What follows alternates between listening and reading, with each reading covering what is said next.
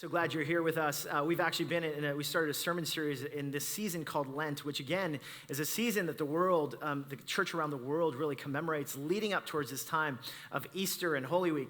And so the season of Lent is actually, just to give you a definition, it's a period of 40 days in preparation, reflection, and repentance before Holy Week and Easter. So in many ways, Lent is this season then where churches around the world then what they do is a lot of people have fasted things so that they can recenter on what this faith thing is all about, what Jesus is all about. And today, and even as we've been in this sermon series, one of the things that we're exploring is how in the world, especially in a season like this, with all the fears and anxieties around us, with all the news and the politics and everything else, how do we begin to center ourselves in the way of Jesus and in following this person named Jesus? Now, last week we explored the very same passage that was just read, Matthew chapter 4, which if you're not a Christian here, welcome, so glad you're here. Today you're actually going to get a sense of what this Christian thing is all about, because this is what Lent is supposed to be about. What is the Christian faith all about? And that's what we're going to be examining. Now, last week we talked about this theme where we read in this passage about how Jesus calls these people, these ordinary fishermen, such as Simon Peter as well as Andrew, and he says, "Come follow me," right? He doesn't say, "Come follow a religion.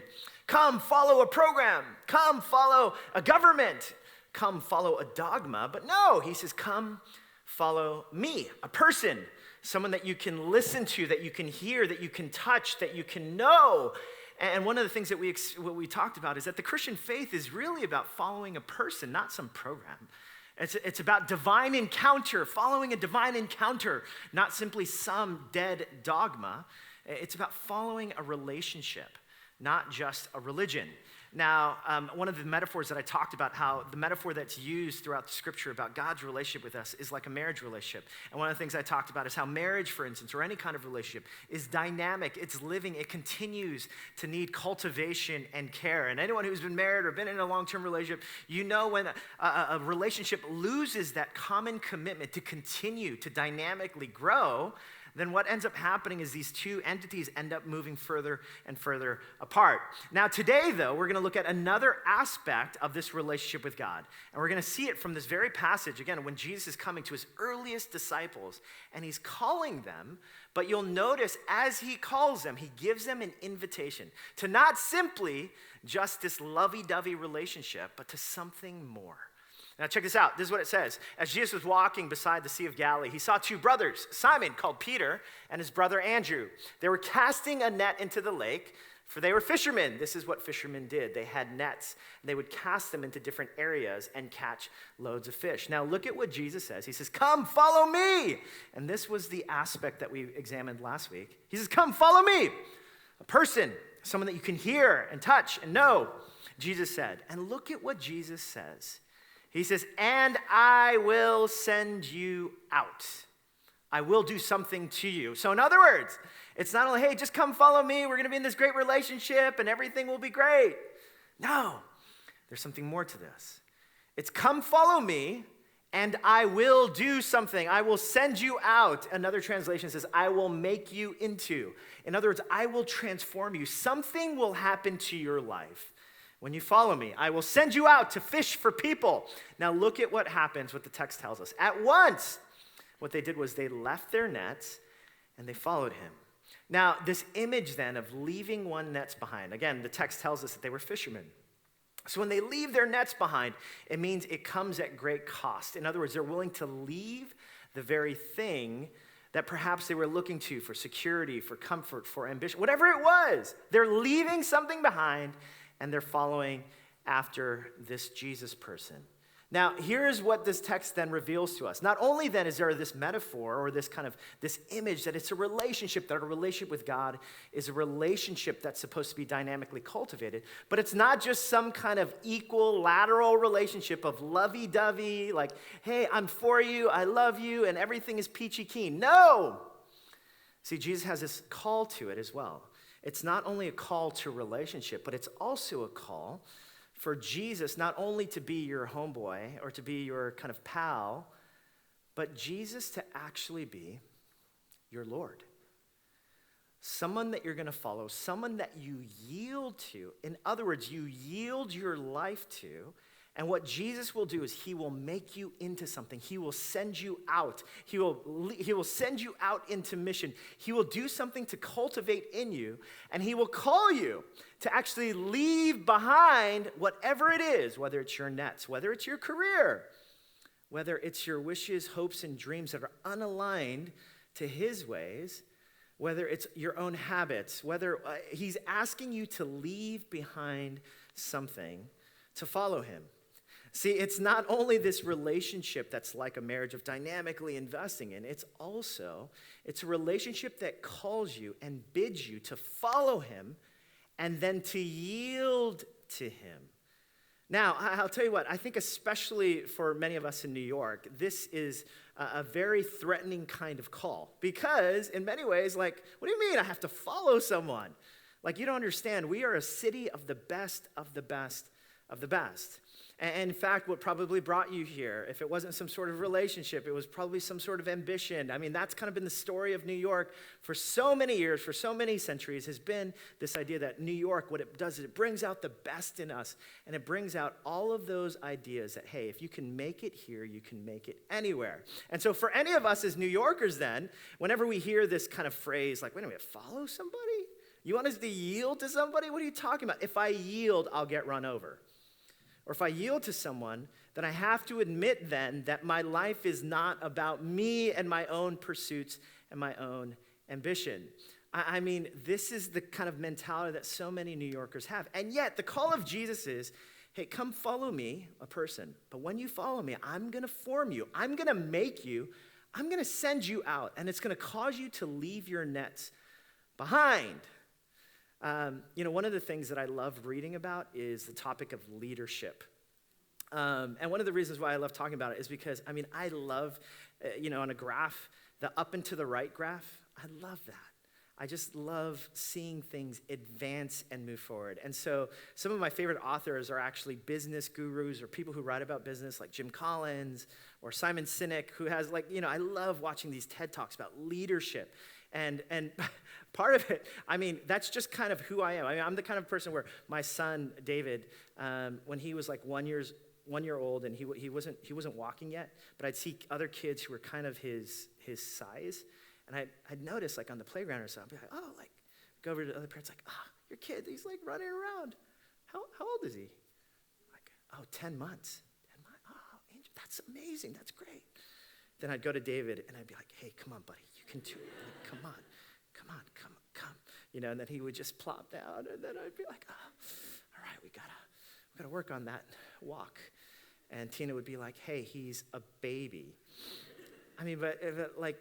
This constant measuring up, this constant drive to succeed and do better and to be first. Leadership. This is what I want to talk about. However, you see the text here, it's not talking about leadership. It's talking about followership. Leadership versus followership.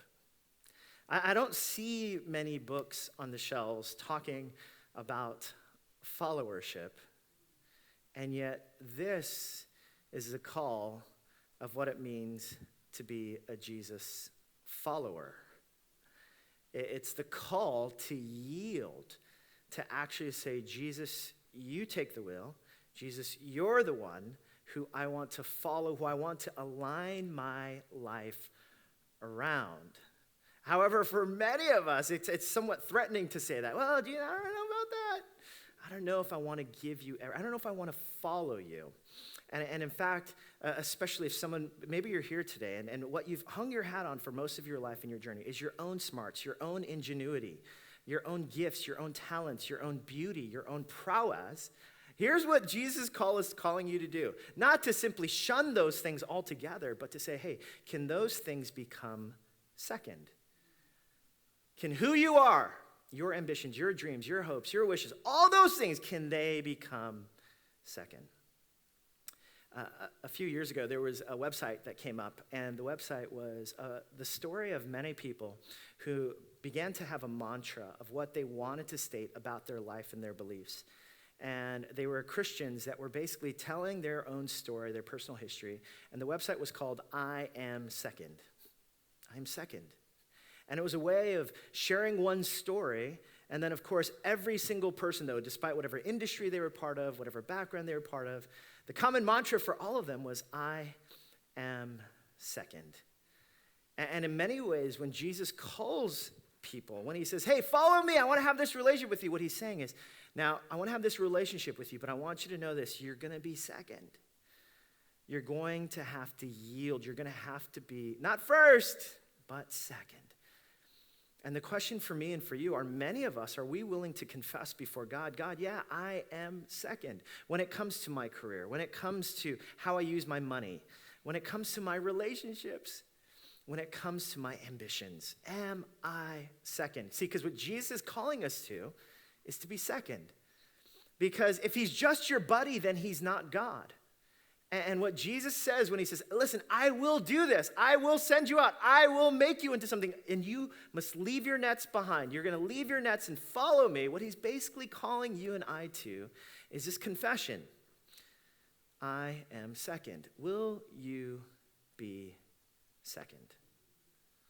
Now, there's this graph that I love because it's the self-directed life. Now, on this graph, I think it so accurately kind of depicts how many of us tend to live our lives as people of faith. So for instance, the self-directed life is this life where self is on the throne, you see the throne or the chair, directing decisions and actions represented by the dots, often resulting in frustration. Jesus is outside the life. So in other words, there's a self-directed life where I'm on the throne of my own life, and every decision or kind of anxiety or want or need is around me. And Jesus is basically outside of the circle. He's kind of like consultant Jesus.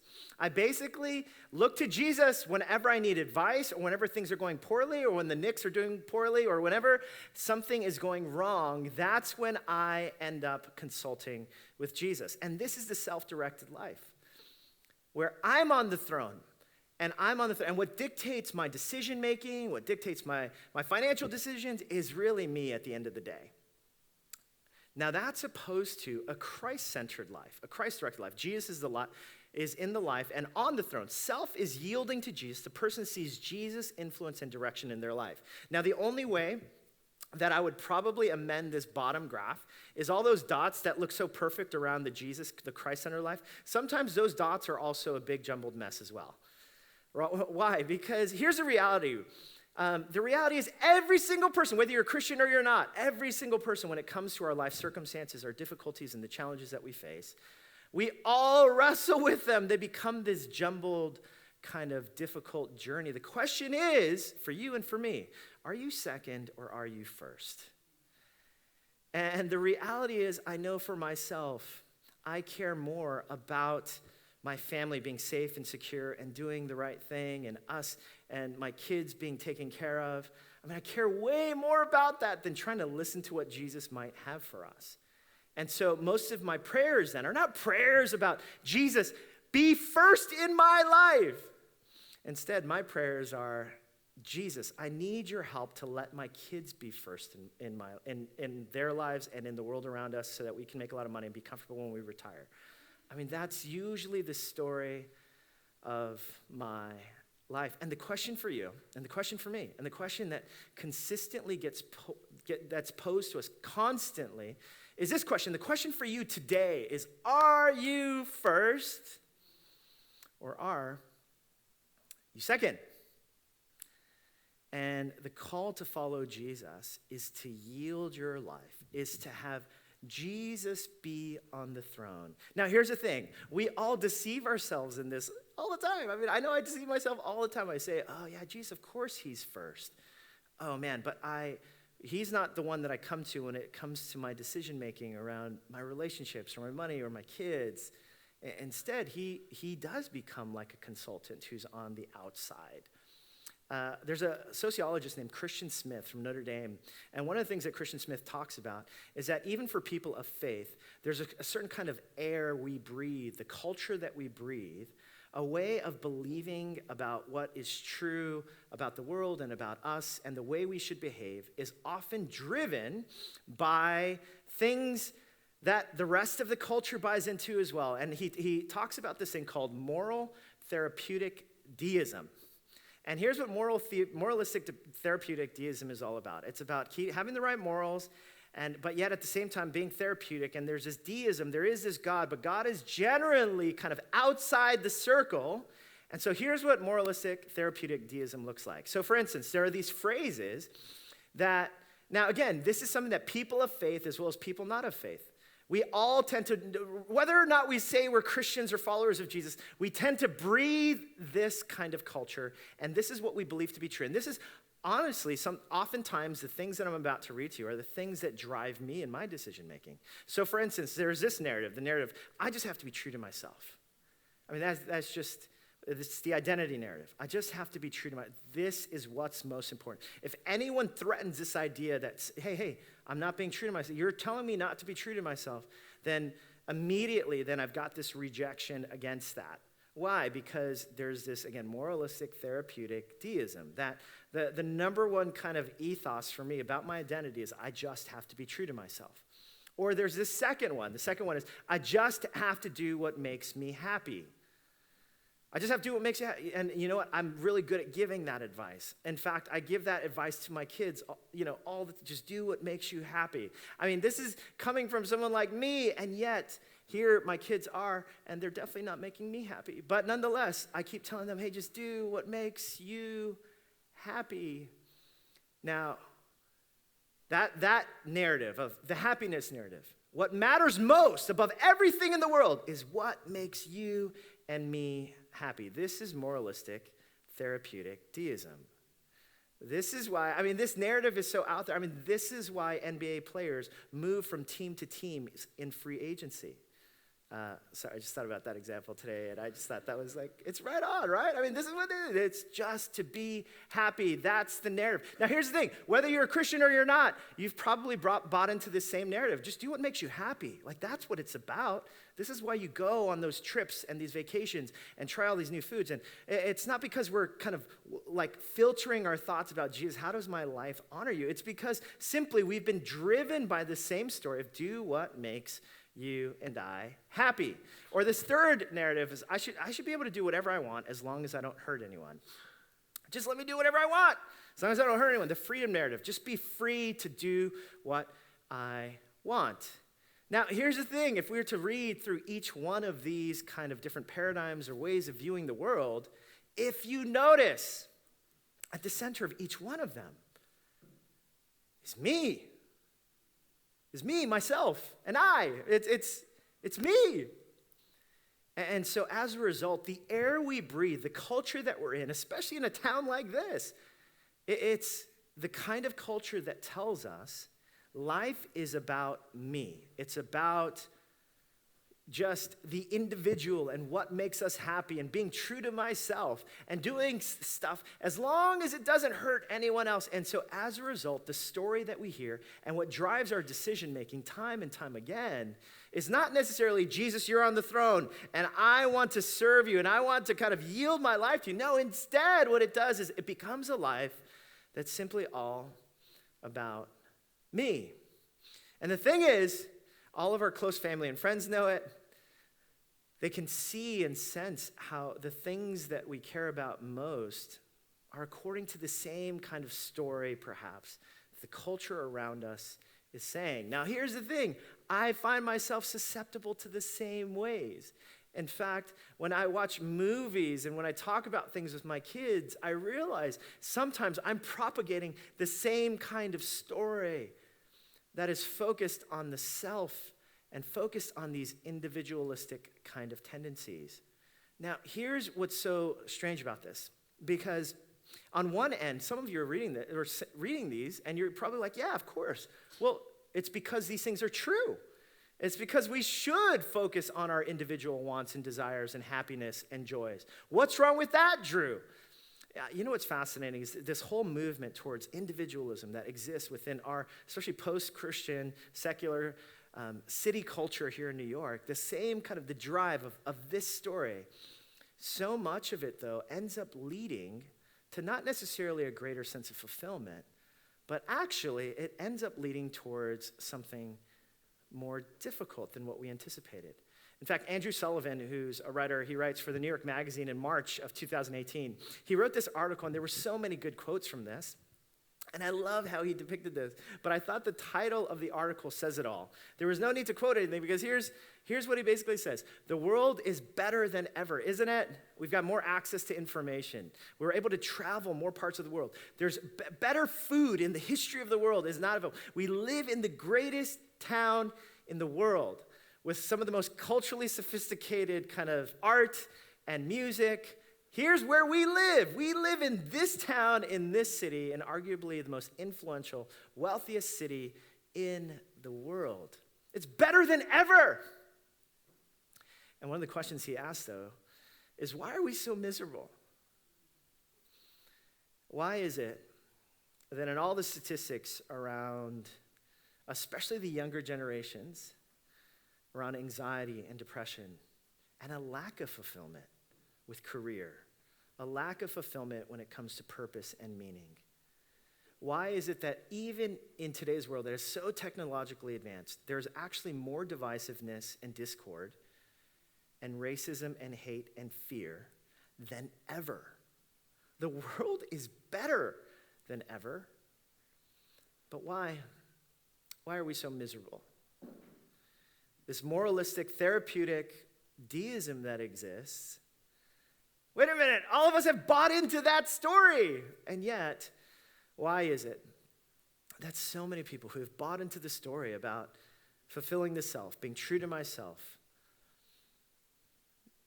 doing things that as long as I'm happy, being free to just do anything, as long as it doesn't hurt anyone, why is it that when I buy into that story, yet what the statistics and the research shows us is that we live in arguably the most lonely, anxious, depressed kind of society in the world? Why is that? Now, whether or not there's a direct correlation, here's what I want to pose to you today. What if it's because moralistic, therapeutic deism was not the true story? But what if there was another invitation that was far more true, far more fulfilling, far more real than any story of self-advancement there could be? Now, here's the question I want to ask you all. This very question, where the world is better than ever, but why are we so miserable? Whether you're a Christian or you're not here, have you also found that to be true? Have you found that perhaps your pursuit of your own happiness, your pursuit of doing whatever makes you free, have you found as well, have you found that to also not be as fulfilling? Have you found the answers that perhaps the world gives, that somehow if you get that career, if you get that job, if you get that relationship, then things are better? And what you've come to realize is actually when I got that job, when I got that promotion, when I was in that relationship, maybe you realized, wait a minute, this maybe didn't lead to that magic pill that I was looking for. And why is that? Well, what if perhaps it's because the truth that has been sold to us about moral, therapeutic deism, what if that wasn't so true? But what if there was a truth that was bigger and broader and more fulfilling than that?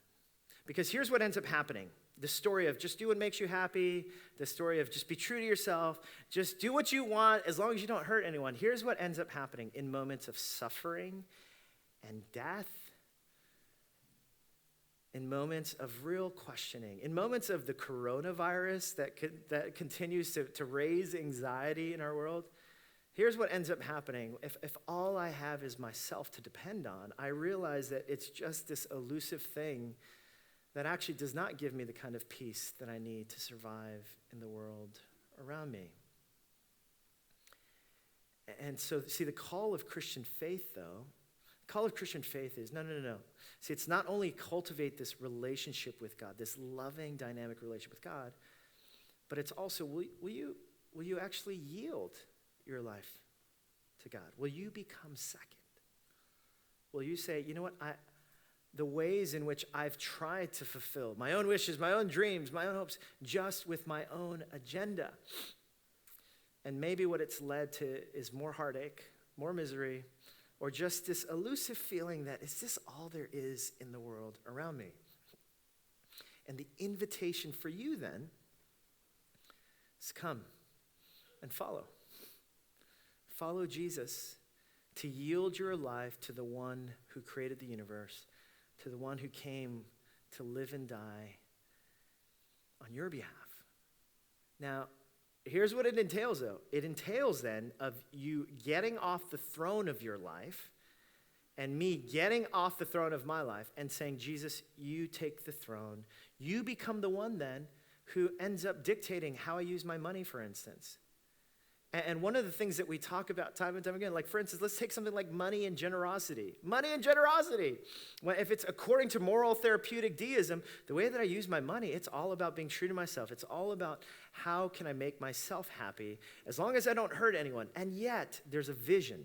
There's a vision for generosity that I believe every single one of us, whether you're religious or not, every single one of us has this idea that the vision for generosity. There must be some calling that's greater than simply using all of my money for myself. There's this call towards generosity.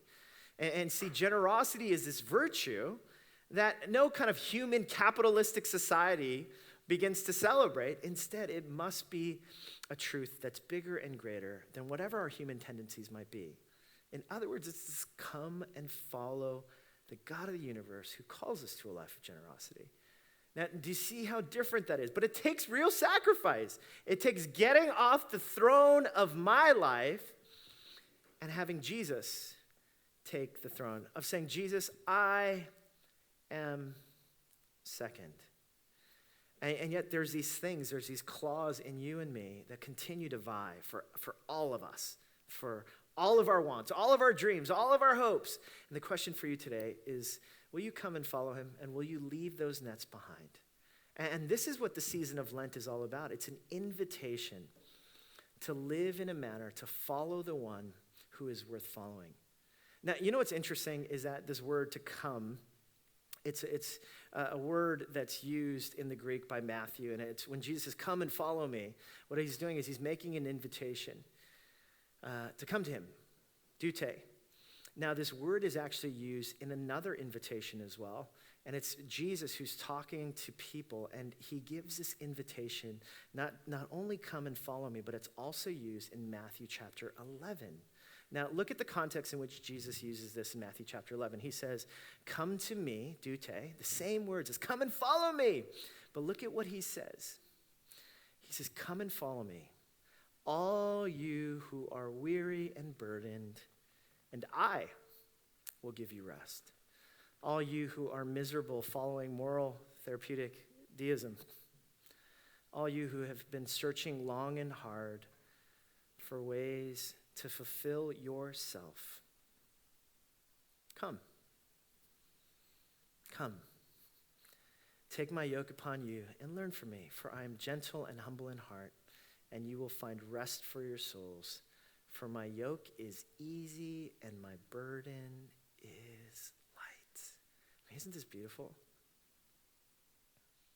So the reality is every single one of us is following something or someone, and oftentimes that something or someone is ourselves. It's moral, therapeutic deism. And yet here the invitation is from Jesus. If you have found in your soul that whatever it is that the world has to offer, be it ambition, success, money, if you have found that what the world has to offer in terms of fulfillment when it comes to your relationships, when it comes to the way that you handle relationships, if you have become weary, what Jesus is saying is, hey, come and follow me. Come and be yoked to me. And I will lead you into a kind of rest that the world can never offer you, that the world can never take away. There's this image that I was reflecting on this past week, and here's the image, right? It's the cattle with the yoke. And here's what I want to ask you. If maybe the reason why your heart and your soul is not at rest, is it because you are not yoked to God, but instead you're yoked to all sorts of other things. You're yoked to your addictions. You're yoked to your own ambition. You're yoked to money and what it provides for you. And today, if your soul is weary, and burdened, I want to invite you to come and follow and find rest.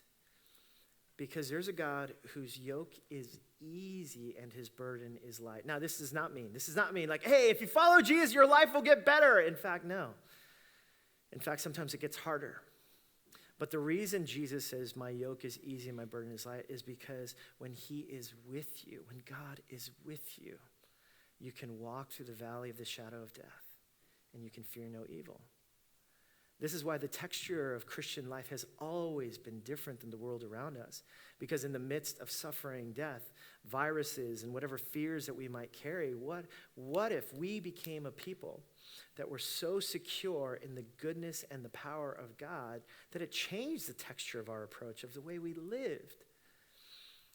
This is what it means to have the yoke be easy and the burden be light. We are people who don't have to live in fear. Instead, we live yoked to the God of the universe. Now, this idea of being yoked to someone, again, we come back to the image of a relationship. And last week, we talked about this idea of this loving relationship with God. I mean, have you ever known someone who was falling in love with someone? Those early dates of romance that begins to bud. And have you ever been around someone when you're talking to them about how things are going? And I know that when I was first dating Tina, I was just in this lovey-dovey state. And there's something about being in that lovey-dovey state where no matter what happens, everything's all good. People would come up to me and they'd be like, oh man, it's raining today. It's awful weather. I'd be like, what are you talking about? It's beautiful out. Like the rain is needed for the agriculture and the plants to grow, to flourish in the world around us. And people would be like, man, shut up. Right? But you and I know this, right? You and I know that, that feeling of, that in-love feeling when like, hey, the world could be falling apart around me, but I'm in love. And you know that when you're in love, the yoke is easy, the burden is light. There is a joy, there is a levity. And what if that was the invitation to you from God himself? Has your soul been weary? Has it been tired? Has it been searching and longing and missing true fulfillment? Have there been parts of your own soul that feel like it's racing? It feels a little tattered and wounded. And today the invitation has come. Take my yoke. My burden is light. If the worship team can come forward, and I want to read the words to this song that I shared last week as well, and some folks said that I went through it too fast last week, and so I thought I'd share it again, just the words, the lyrics to this song, and I want to invite you to ponder these words. And here's the words. It's from this song called Savior, Please by Josh Wilson, and here's what it says. Savior, please, take my hand. I work so hard. I live so fast. This life begins, then it ends. Then I do the best that I can, but I don't know how long I'll last. I try to be so tough, but I'm just not strong enough. I can't do this alone. God, I need you to hold on to me. I try to be good enough, but I'm nothing without your love. Savior, please, keep saving me. Savior, please, help me stand. I fall so hard. I fade so fast. Will you begin right where I end and be the God of all I am, because you're all I have.